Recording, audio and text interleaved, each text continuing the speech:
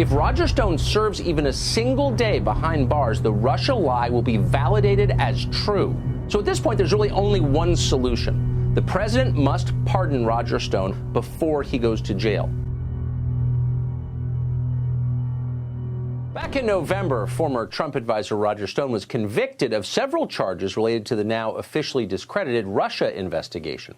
Prosecutors claimed that Stone lied about communicating with a former stand-up comedian called Randy Credico, a man whose role in the story was so minor that it's already been lost to history. For this offense, prosecutors say Stone, who is 67 years old and has no criminal record, must spend up to 9 years in prison. Now, for perspective on that sentence, the typical rapist in this country spends 4 years in prison. Armed robbers, 3 years. Thugs who commit violent assault, less than a year and a half. But Roger Stone must do 9 years until he is 76 years old for lying. Now, there's some irony here.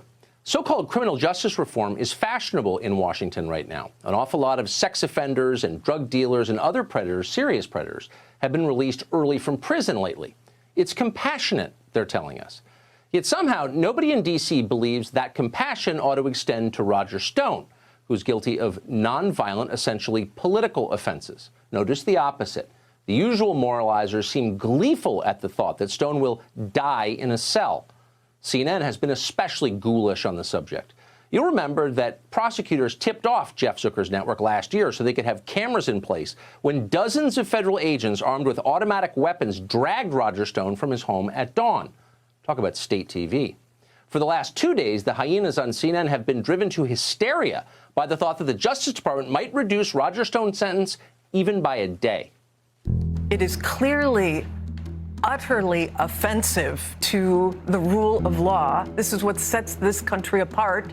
This is what a banana republic does. This is what a dictator does. It is outrageous. I hope people are infuriated by this. The reason they're doing it is slimy, sleazy, dirty. Roger Stone is somebody I hold in minimum high esteem. So I was not unhappy to see him get 7 to 9, but I did. You didn't think that was too aggressive? Brooke, I thought it was aggressive.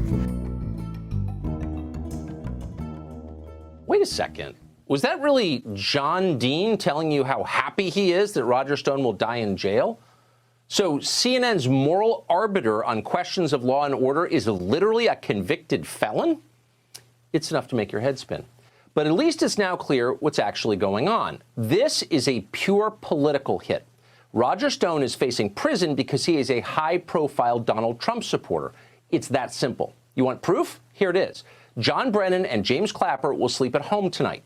Both have been caught lying under oath on camera about matters of national importance. And yet neither's in jail. Neither's been indicted. Neither ever will be. The Stone case, by contrast, was transparently political from day one. The lead prosecutor, Andrew Weissman, is now literally an MSNBC contributor. The judge in the case, Amy Berman Jackson, is an out-of-control Democratic partisan who purely out of spite stripped Roger Stone of his First Amendment rights and prevented him from making a living. Coming on this show, for example, speaking at all in public. Now, Stone and his wife, who is 71 years old and deaf, have lost their home because of this. They have no insurance. They're utterly broke. The whole thing is shocking, and it's disgusting. It's a farce that discredits the entire American justice system. The president seems to understand that. Cannot allow this miscarriage of justice, he tweeted recently. He's right on a couple of levels. Yeah, please, Steve. Wait. What? Are you considering a pardon for? I don't want to say that yet, but I tell you what, people were hurt viciously and badly by these corrupt people. Of a 9-year sentence for doing nothing. You have murderers and drug addicts. They don't get 9 years. 9 years for doing something that nobody even can define what he did. We have killers, we have murderers all over the place. Nothing happens. And then they put a man in jail and destroy his life, his family, his wife, his children. 9 years in jail, it's a disgrace. In the meantime, Comey walks around making book deals. The people that launched the scam investigation, and what they did is a disgrace. And hopefully it'll be treated fairly. Everything else will be treated fairly. What's happening to Roger Stone is totally wrong. It's immoral, and we should not allow it in this country. But politically, it has significance, too. Stone's prosecution was designed in part to confirm the fantasies that Democrats have constructed to explain the outcome of the 2016 election. His conviction helps their case. In other words, if the Russia collusion story was a hoax, and of course it most certainly was a hoax, then why is Roger Stone going to prison for his role in it? If Roger Stone serves even a single day behind bars, the Russia lie will be validated as true. Stone's imprisonment will be prima facie evidence in the view of Democrats. So at this point, there's really only one solution. The president must pardon Roger Stone or commute his sentence before he goes to jail.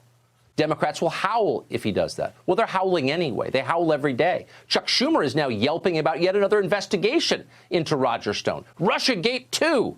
In one entirely constitutional act, the president could save Roger Stone's life, vindicate himself, and end this nonsense forever.